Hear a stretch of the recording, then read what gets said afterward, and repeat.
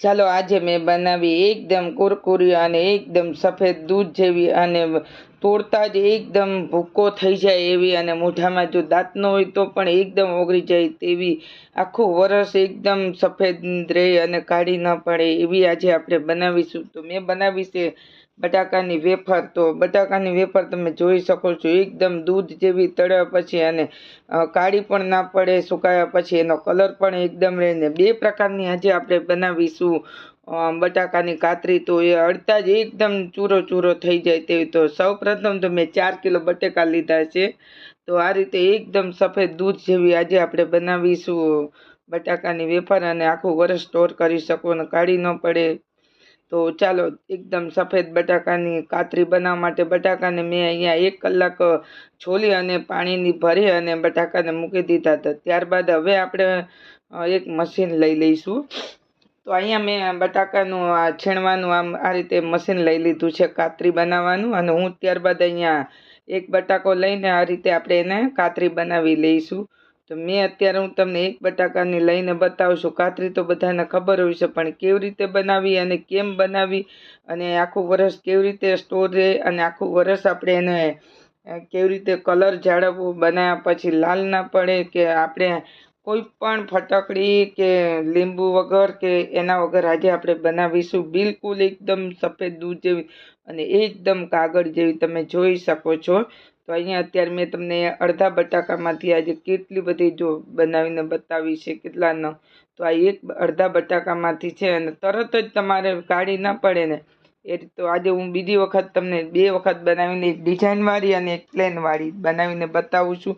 તો 2 બટાકાની આપણે ડિઝાઇનવાળી પાડશું. આ રીતે બટાકો લઈશું, એકદમ સીધો ઘસીશું અને પછી પાછો એને ફેરવી દઈશું. વળી પાછો એને આ રીતે ફેરવી દેવાનો છે. તો ડિઝાઇન આપણી પડતી જશે. એકવાર ઊભું રાખવાનું, એકવાર આડો રાખવાનો, એકવાર ઊભો રાખવાનો, એકવાર આડો રાખવાનો. તો આ રીતે આપણે બટાકાને હાથથી જ ફેરવતું રહેવાનું છે અને એનાથી બટાકાની એકદમ ડિઝાઇનવાળી પડશે. તો હું તમને બતાવું છું. એકદમ જાળીદાર અને આ રીતે જાળીદાર તો એટલી ખાવામાં કુરકુરી બને છે કે તમે બજારની બાલાજી વેફર લાવતા ને એ પણ ભૂલી જાઓ. એનાથી ટેસ્ટી પણ બને છે આવી રીતે જાળીવાળી. તો અત્યારે મેં અહીંયા 2-3 બટાકાની જાળીવાળી આપણે બનાવી લઈશું આવી રીતે. અને જાળીવાળી એકદમ અને તરત જ આપણે બધી પાણીમાં મૂકી દઈશું. અને અહીંયા અત્યારે મેં 4-5 પાણીથી ધોઈ લીધા છે. જ્યારે બટાકાને આપણે છીણી અને તરત જ તમારે પાણીમાં નાખી દેવા અને એ પાણી પાછું બદલી દેવું. પાણીનું આપણે બદલ કરું જ્યાં સુધી સફેદ પાણી ના આવે ત્યાં સુધી. આટલી આપણે ડિઝાઇનવાળી બનાવી છે. તો છે ને એકદમ ડિઝાઇનવાળી અને ડિઝાઇનવાળી બાળકોને આપો ને તો પણ બાળકોને ખૂબ મજા આવતી હોય છે. તો આપણે 2 બટાકાની ડિઝાઇનવાળી બનાવી છે ને પાછી બીજી બધી આપણે પ્લેન બનાવી છે. તો મેં 4 કિલો બટાકા લીધા હતા. તો 4 કિલો બટાકામાંથી આજે આપણે કેટલી વેફર બને છે તેનું ધ્યાન રાખીશું. ત્યારબાદ આ બધી વેફર આપણી ધોવાઈ જાય તો અહીંયા મેં સિંધા નમક લીધું છે. તો 1 ચમચી આપણે સિંધા નમક ઉમેરીશું અને પાણી પણ આપણે આ ટોપિયામાં લીધું છે. તો પાણી ગરમ થવા આવ્યું છે અને હવે પાણી ગરમ થઈ ગયું છે ને તો ત્યારબાદ આપણે બધી જાળીવાળી જે બનાવી છે ને એ જાળીવાળી અંદર ઉમેરી દઈશું. તો પાણીને આપણે નથી તો છે ને ઝંઝટ વગર બટાકાને તમારે બાફવા, છોલવા કે નહીં, કોઈ ઝંઝટ વગર આ રીતે બનાવો.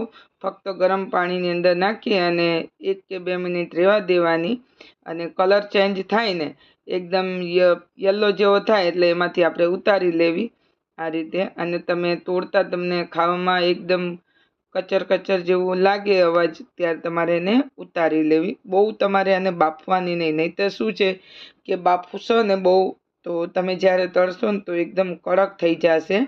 પણ તમારે આ રીતે એને ગરમ પાણીમાં નાખી અને થોડી વાર કલર ચેન્જ થાય એટલે તમારે એને ઉતારી લેવી.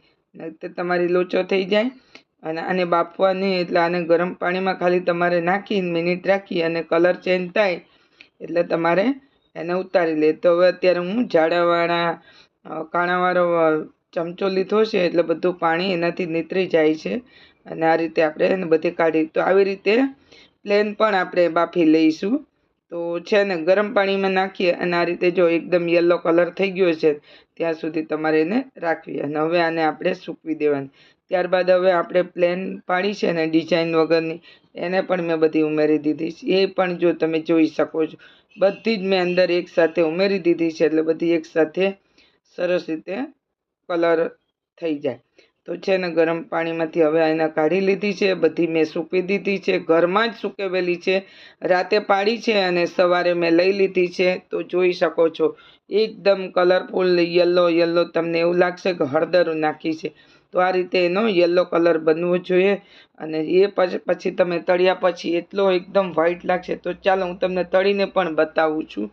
તો અહીંયા થોડી આપણે લઈશું. તેલ મેં બહુ ફાસ્ટ રાખેલું છે, જો તમારે હલકા તેલ ઉપર પણ તમે તળી શકો છો. અને આ રીતે નાખતા ઉમેરતા જ એકદમ ફૂલી અને ડબલ થઈ જાય છે. તો છે ને એકદમ હેલ્ધી બટાકાની કાતરી બનાવી. તો હવે આપણે આને કાઢી લઈશું બાઉલમાં. તો આવી રીતે હું તમને બીજી વખત પણ બતાવું છું. તો મેં અત્યારે જાડીવાળી તળી છે અને પછી તમને પ્લેન બતાવું છું. તો તળતા જ એકદમ કલર એવો વ્હાઈટ થઈ જાય છે ને. જો તેલ તમારું બહુ હાઈ હશે ને તો તમારી બળી જશે. તો અત્યારે મેં એકદમ વ્હાઈટ અને જાળીદાર તમે જોઈ શકો છો. તો જાળીદાર ખાવામાં એટલી મજા આવે છે ને. તો હવે મેં ઉમેરી છે પ્લેન. તો અહીંયા મેં બંને જે બનાવી છે કાતરી એને આ રીતે તળી લીધી છે. તો ફ્રેન્ડ્સ, તમને પણ આ વિડીયો ખૂબ પસંદ આવ્યો હશે. પસંદ આવ્યો હોય તો આ રીતે બનાવો અને મને કોમેન્ટ કરીને જણાવો.